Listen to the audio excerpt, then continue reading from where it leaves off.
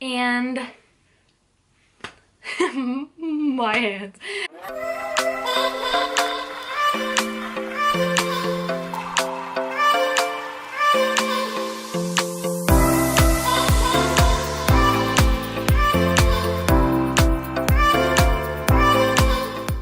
Welcome to my channel. My name's Emily. If you haven't been here before, I call this channel Shop Emilyana Fit. That's because shopemiliana.com is my shopping website, and then of course the fit part for the fitness aspect of this channel. Today's video is called 10 fitness tips that I wish I knew when I was starting out my fitness journey. So maybe these could be of help to you if you're a beginner. All of these are based on my personal experience, so you don't have to follow them all. I'm just giving you general guidelines for starting your fitness journey. Also, these aren't in any particular order. Also, if you see me looking down, it's because I have notes. Let's jump right on into it. Here we go. My number one fitness tip is to choose a goal. Many of you as beginners might come into your fitness journey not knowing where to go. You might think, I want to build muscle and I want to lose fat at the same time, which is flawed.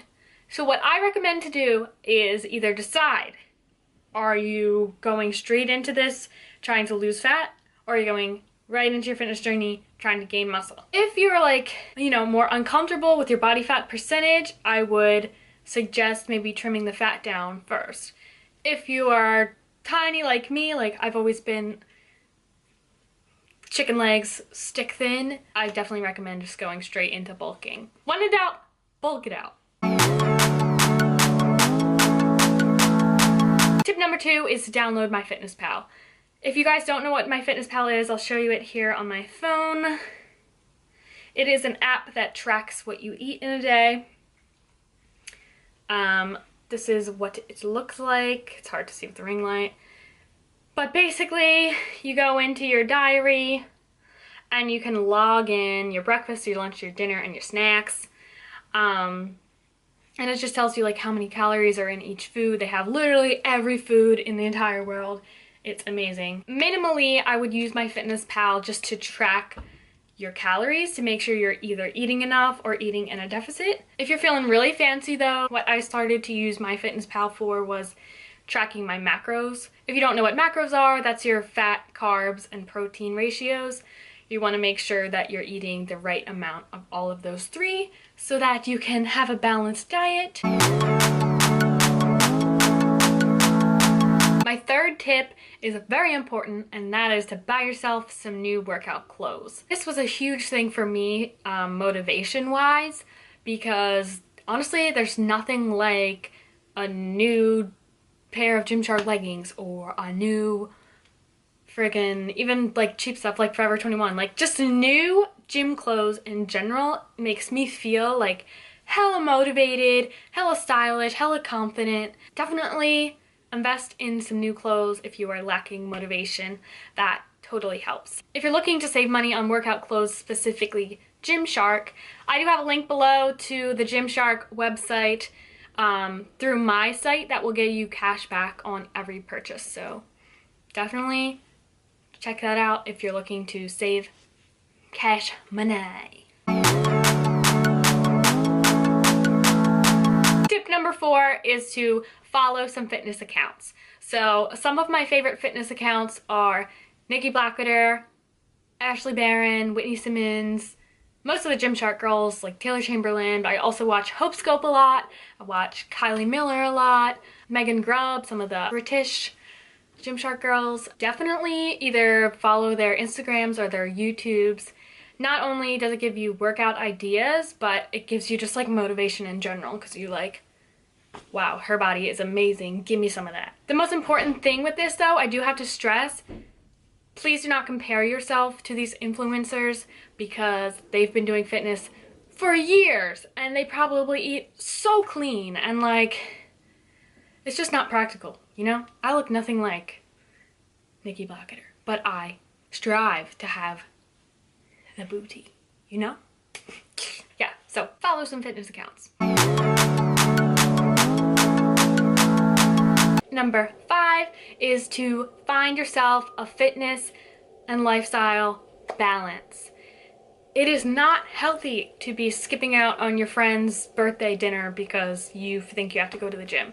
Emotionally, that is not good for you.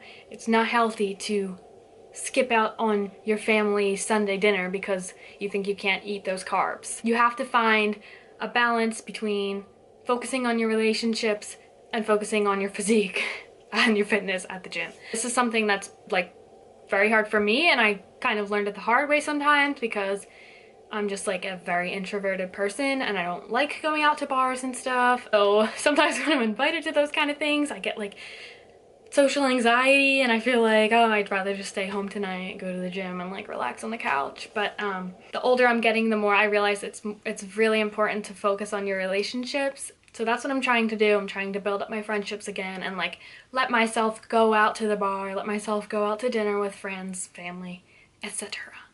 That got like really emotional and weird. Gross. Tip number 6 is, contrary to popular belief, work out alone. Of course, this is something that is based on personal preference, but for me, when I go to the gym with Kyle or with a friend, I am totally not in the zone and focused on my workout.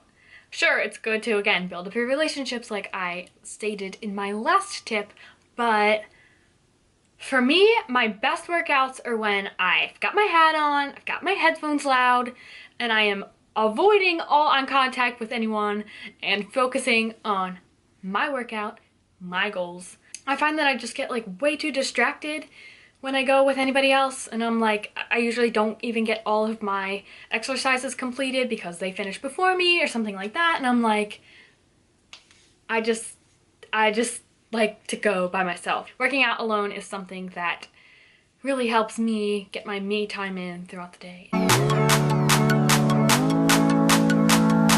Tip number 7 is to give yourself proper recovery time. For example, it's okay to do more than one leg day a week. I have started to do 2 leg days a week now, just because it takes me that long to recover. I couldn't do any more than 2 days because I want to make sure that I've gotten enough sleep. I have let myself rest. I don't want to be overtraining my muscles, and that's something that you guys really need to focus on. It's not good for your muscles to be overtrained because they'll actually shrink. So please don't overtrain your muscles, because recovery is when muscle is built. Tip number 8 is to be practical when planning out your workout schedule. I started out thinking, oh my gosh, I have to go to the gym at least 6 days a week, otherwise I'm not going to make any progress. That is a totally flawed stigma in the fitness community. Don't plan out your workouts to be 6 days a week if you have a full-time job, want to balance your life, have kids, want to meal prep, like you have all these other things to do around the house and whatever. If you just like have a life in general, 6 days a week might not be for you. Of course, a lot of people do it and they love it. A lot of people do 7 days a week. But for me, I started out just doing, I think, 5, and then I did 4, and now I'm down to 3. And it scared me in the beginning too. I was like, how can you make progress when you only work out 3 days a week? But honestly, I'm doing it. Progressive overload, baby. If you overestimate how many days you're actually going to get to the gym, you're going to be more disappointed in yourself because you're never actually going to go. Tip number 9 is to eat a balanced diet. Now, this does not mean that you have to eat super clean, because your girl doesn't eat super clean. But I also am not going to be dirty bulking every single day on my bulk. That's something I think I used to do wrong when I first started to work out. I was like, oh my gosh, I have to eat 2,300 calories.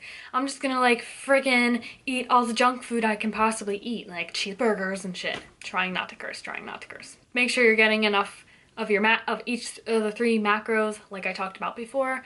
Try to get in those micronutrients as well, just so that you're not eating junk all the time. Half of the success that you're gonna see with your physique is through what you eat. It does matter. Eat a balanced diet.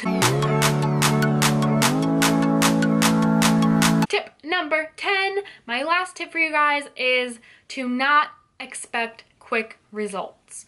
So again, this is something I totally struggled with when I first started. Not gonna lie, I still struggle with this all the time. You think if you do like one bomb leg workout that like the next day your quads are gonna have grown, you know? It's just not like that. You have to know that good things take time and that you're not gonna see the results that you want right away. Sure, if you just started working out, say you just started lifting and you're really keeping track of your macros and stuff, yeah, of course you're gonna see newbie gains. Newbie gains are a thing. But when you're like me, you've been working out 3 years, you've hit plenty of plateaus, you've lost motivation. Motivation comes and goes, guys. So you have to focus on the fact that all good things take time and that you will see results over time. One thing I think I've mentioned in a previous video is to take progress pictures. Put a picture of you when you just started next to a picture of you 6-7 months later and you'll see results, you know? It's gonna take some time. Alright guys, that's all I have for you today. Thank you so much for visiting my channel, and please like the video and subscribe down below if you want to see more. I'm so grateful for you watching my video. Oh my goodness, I can't even describe it. Sorry for being MIA as well. Sometimes life gets uninteresting, okay? Thank you so much for watching my video. I will see you guys in the next one. Bye bye.